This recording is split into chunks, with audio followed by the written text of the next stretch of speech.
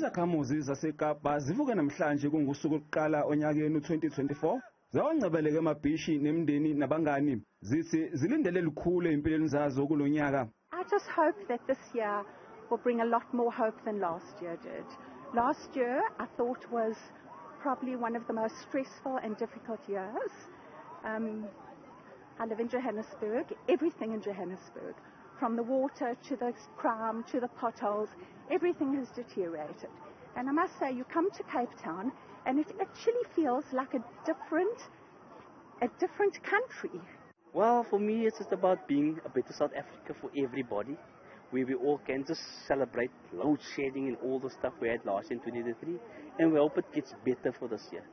I feel optimistic first and foremost. I feel very optimistic. I feel so excited to have made it into the 2024, and I have high hopes for 2024. Kanti naseBhishi lasemgaba eThekwini bekulindeleke inkumbi zabantu ziyijabulisa emcimbini waminyaka yonke i-beach picnic.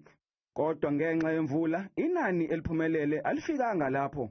Ayinqumo ezintsha bafo ukuthi siqala amabhizinisi amasha, sizame kabusha, sithola ama-opportunities amasha, sibona abantu abasha nje empilweni, si-enjoy kube mnandi ezweni. I just came out here to have a good time with my friends. As you can see, it's a huge event. Everybody is happy.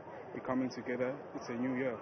Engakusho nje ukuthi kulonyaka nje suqalayo mina ngifuna nje ukufocusa kakhulu ezintweni ezingisa phambili kunezinto engazuthi zingidonsele emuva. Ngifundile ezintweni ebezingcindezele kunyaka odlule njengani nje uma ngabe unamaphupho kumele uqondane nephupho lakho ubone ukuthi u2023 kube yini ukuthi iphupho lakho lelo boluhlelele lagcina langaphumelela. So u2024 mina engikubonile ukuthi ngifocuse kakhulu ezintweni ezingisa phambili. Kulindele ukuthi ihambeza lomcimbi zijabulise kuze kuse.